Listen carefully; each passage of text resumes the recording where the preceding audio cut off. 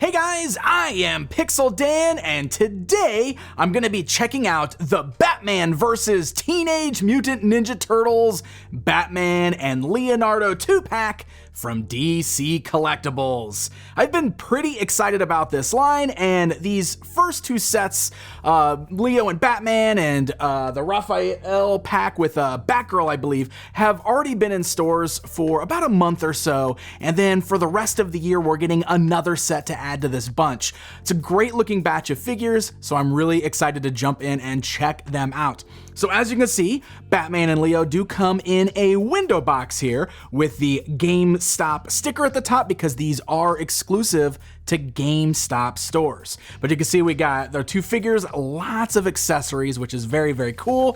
And when we flip this around on the back side, we can see the other sets, and I was totally mistaken. It's Robin and Raphael, and then there's also Batgirl and Donatello, Alfred and Mikey, and then we're gonna get Ra's al Ghul with the Shredder as the very last set. This is kind of like the first series. There might be more past these, but let's go ahead and live in the now, shall we? Let's dive right in and check out Leonardo and Batman. All right, we've got Batman and Leonardo outside of the box. Let's do what we always do. Let's start with the measurements here. So you can see when I bring in the tape measure, Batman stands almost a full 7 inches tall at the top of his ears there, while Leonardo is actually about 5.5 inches tall. And this is good because the turtles are always supposed to be shorter than an actual human person. And the scale on the turtles is actually, I think, different across the board too. So each of the turtles are in scale with each other being different heights. And I really, really like that. So it's an overall really nice scale here. For example, since I was just talking about the different heights, this is the exclusive Mikey as Batman that was released around the time of San Diego Comic-Con. So if I can bring him in here, you can see he's the shortest of the bunch. You can see he's quite a bit shorter than Leo actually, and he's a bit thinner too. So it's really cool seeing these guys all lined up together, and it's gonna be really great just building out this collection overall. So why don't we go ahead and start with Batman. I'm gonna move Leo off to the side here, and we are gonna focus on the Batman. All right, so let's go ahead and bring the camera in here just so you can look at the overall details. I love the look of these guys. The design and the sculpt has this very kind of animated look to it, which is great based on the animation from that animated short film. He's got, you know, a lot of angles and everything. Has some vibes of animated series Batman, though he is a bit taller and skinnier than that original animated series look, but still, I think it's accomplished really well in the overall sculpted details. You can see there's some great paint work like the black lines and everything that give it a bit of that comic book or animated feel. They've kind of traced all of the muscles and everything like that on the arms. You can see it kind of there on the ribs. You can see it on the legs. I think that looks really cool. And of course, I do appreciate that it's the gray and blue Batman. That's my personal favorite Bat costume. So all in all, he looks really great. The paint deco looks pretty good all the way across. It's a very flat paint deco.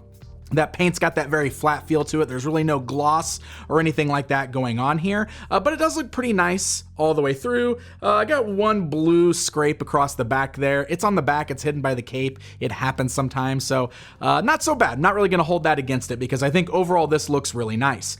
If you saw my review of the Mikey as Batman, one of the things that I absolutely loved about that figure was the cape, and Batman here is exactly the same. The cape is so nice on this figure. I love the material. It's got this like weight to it that allows it to hang and flow and just feel a lot better than most like cloth capes do on smaller figures like this. But one of the other things I love about it are the different ways we can display it. For example, you can see right now it's folded over his shoulders. It looks great, but it's also made in a way that, look at this, we can bring it down over his shoulders. It's got that perfect opening right there on the front where we can see the bat emblem on his chest, and it just looks so good. So we can get those poses with the cape draped over Batman. I think that is awesome. I love it. And just like I said, just like this, look, just fold it back behind the figure.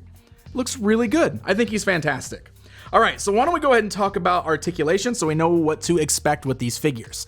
That head is ball jointed, so it can look left and right and roll all the way around. Looks pretty good there. We do have ball-like hinge joints there at the shoulders. The arms can only go up about that far there. You can move forwards and backwards. Nice and tight, though. We do have swivels at the elbow. There's nothing in the bicep, but swivels at the elbow and then bends at the elbow. And then the wrists are on ball joints, so they can swivel and roll all the way around. Of course, those are also interchangeable hands, which I'll show you more in just a bit here. We do have a ball joint at the torso, so the waist can move all the way around there. We can also turn it left and right. We can kind of turn them at the waist left and right. It's a very tight joint, but look at that. Just got to it kind of creaks and creases there. The belt is a separate piece that's over the sculpt, but it can move around there. We do have ball joints at the thighs, so legs can go outwards. You can move forwards and backwards. It is slightly hindered by his suit there, the costume, but it's not too bad. You can move the legs outwards there, just like that. There's nothing in the thigh cut there. We do have double joints in the knees. They are very tight. You can see especially the top point of the top part of the joint, but it does move really well and allows for some really nice movement there. Nothing in the boot cut. The ankles are jointed so they can move forwards and backwards as well as rock side to side. Some nice little sculpting a little bit on the bottom of the foot there too. So all in all, it's pretty decent articulation. There's a few points missing that I think fans of super dynamic poses might be a little upset with. But all in all, I think the articulation's pretty good on this guy. And for the most part, it's very tight. Like I showed you, the knees and everything are real tight.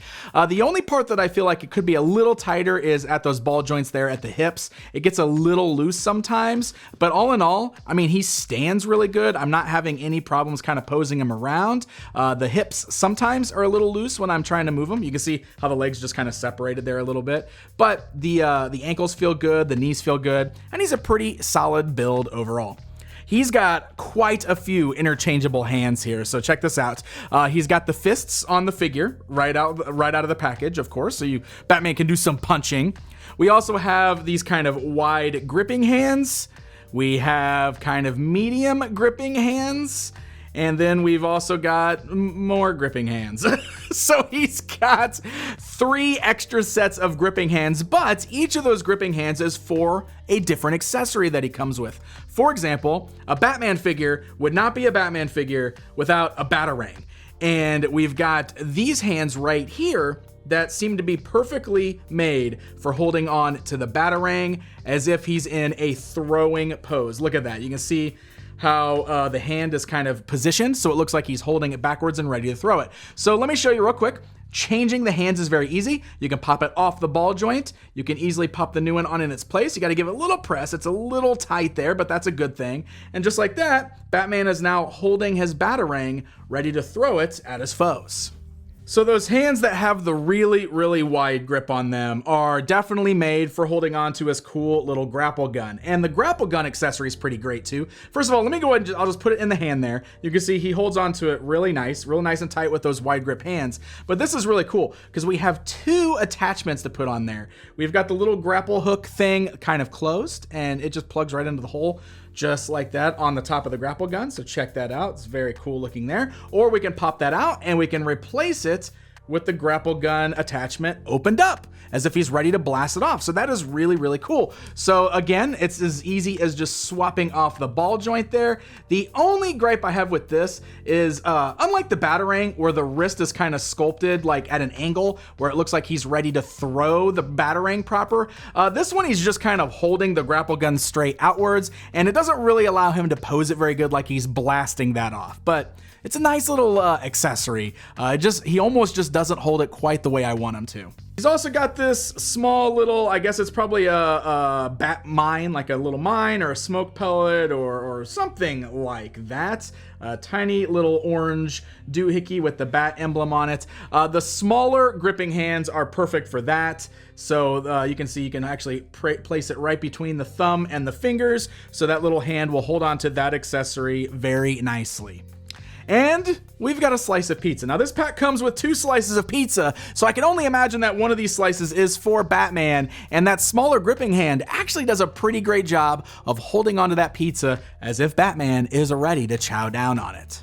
Let's do a little bit of comparison time before we move on to our Leonardo. I wanted to stand this Batman figure alongside one of the Mattel DC Universe Batman figures in my collection. Those, of course, are in the 6-inch scale. They're a little taller than that, but you can see that height-wise, they measure up pretty good. So that way you know what to expect with this DC Collectibles Batman when you get him.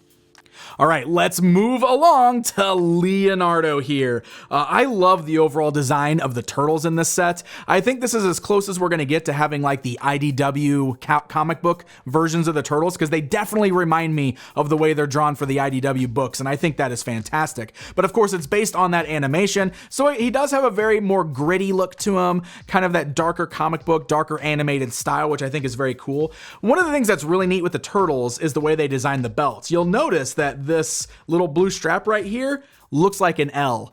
I think that's fantastic because all the turtles have their initials worked into their belts, which is an homage to the original toy line, but they're in these very clever ways. So that is really, really cool. I love the design with like the bandana just kind of laying down over the shoulder there. I think that looks really fantastic. And the sculpting is great here. I mean, again, it's that kind of flat paint deco, but the paint does look nice and clean. He's got the same dark black lines, which again gives him that very comic book feel, which is very, very cool. And he feels like a nice, solid figure. So let's talk about his articulation. Same kind of thing, ball joint there at the neck. Of course, that bandana is molded to look like it's laying on his chest. So when you turn his head different ways, that might look a little funny sometimes, but it's fine. It works out just fine. Same ball joints at the shoulders, though he can raise his arms up just a little bit higher than Batman can. You can move forwards and backwards there. Swivels at the elbow, bends at the elbow. You'll see that the way that the elbow pads are attached, they don't really get in the way, which is very nice. And then you got the ball joints there at the wrists. Again, he's got interchangeable hands there, so those do roll around very nicely. He doesn't really have anything in the torso, it doesn't look like. One of the things I noticed, I remember with the Mikey, is that there is articulation kind of under the shell, so you can see it in there. It just doesn't really move around too much. Also, I popped the leg off the ball joint there at the thigh. That's okay, it is just a ball joint. Look at that, it clips right back on. I imagine that's by design so that he can't break and snap. I will say the same thing, just like with Batman, he's a little loose at those ball joints there at the thigh. His legs wobble just a little bit, so I definitely wish those were on the ball joints a little tighter. You can also swivel them there. We've got the nice double joints at the knees. Again, very tight. In fact, look at that, that is like really, really tight in there. I'm a little afraid to break that actually, so be very careful with that. There you go. You can see how that kind of bends there. So you might want to loosen that up just a little bit. Just be very careful with the knees. And then the ankles, you can see got the nice hinges. So look at that. The ankles go forwards and backwards, but they also rock side to side. So all in all, it's decent articulation with Leonardo. My biggest complaint with him is the really loose thigh joints. They do get a little wobbly, but you can see he stands. Like, I'm not having any difficulties keeping him standing or anything like that. So it works out pretty good. All right, so he's got his katanas with the sheath. There's a little peg there, and these actually plug in to the belt on his side. A lot of times we see Leo plugging those onto his back, but this particular version wears his swords there at the side. So just like that, it looks very cool. It gets in the way a little bit for posing him around, but it's there. Gosh, and I'm just like knocking him over and everything. Let's go ahead and pull the katanas out of the sheath there. So you can take a look at those. They're very cool. I got a little bit of mist paint on the one. You can see I've got like some yellow on the blade itself, which is a bit of a bummer. Also, these feel a little fragile.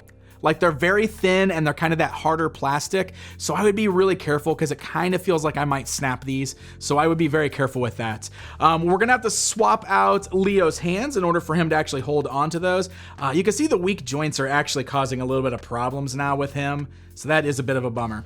Okay, so he's got closed fists right now, but Leo also comes with open hands, which is perfect for high-fiving or holding on to slices of pizza. And then he's got his gripping hands for his katanas. So same kind of thing with Batman. You just gotta pull him off the little ball joints there at the wrists. There we go, we can pop on the new joints. Now the swords are a very tight grip there with the fingers. So you really got to kind of work the swords in. And this is where I really want you guys to be careful not to break those swords. But there's a nice little groove in his hand as well. So he gets a really good grip on those swords. And I don't know why I just pulled that hand off. There we go. Okay, let's attach the other sword here. There we go. It's actually really hard to get the swords in there, so be very careful when you're attaching those. But there we go. Now we've got our Leo posed with his katanas, exactly the way you want to pose Leonardo on your shelf. He looks great holding onto him, and like I said, he gets a really good grip because there's those grooves kind of in the hands themselves, really helping to complete the overall look of Leonardo. And of course, he comes with his own slice of pizza, which that flat hand is good for holding onto that. Though I will say, with that frown on his face, he looks like he's upset at the choice of toppings on his pizza. All right, guys, it's comparison time. I thought it would be best to compare this particular Leonardo to some of the other collectible figures that are out there. So I put him alongside NECA's animated turtle, the animated version of Leonardo. You can see that that one is a little bit shorter, about the same height, but a little bit shorter than this current version. And then I also put him up against NECA's 7-inch version from the 1990 movie. Very different looks, but it's really cool. And that's one of the things I love about all these different collector companies now doing Ninja Turtles action figures, is we're getting all these amazing different iterations of the characters. And I love that. As a big Ninja Turtles fan, I am so happy to have all these different ways to display my favorites heroes in a half shell on the shelf. So there you go, my friends. That is a look at the Batman vs. Teenage Mutant Ninja Turtles Leonardo and Batman 2-pack. Overall, I really like these guys. I wish the articulation was a little bit better on there, only because it's a little loose. But overall, they look great, they feel great, they're nice and sturdy. I love the designs. The sculpted details and the paint are great on these guys. And like I said, I'm just very happy to have new versions of the Turtles that are different than we've gotten before. I think that is so cool and so important for the brand itself. So these are available at GameStop, which is where I bought mine. They are exclusive to the store. The 2-packs retail for around the $50 price point. So happy hunting, my friends. Hey guys, thank you so much for watching this video. If you enjoyed it, hit that like button, leave me a comment, and don't forget to subscribe. Until next time, my friends.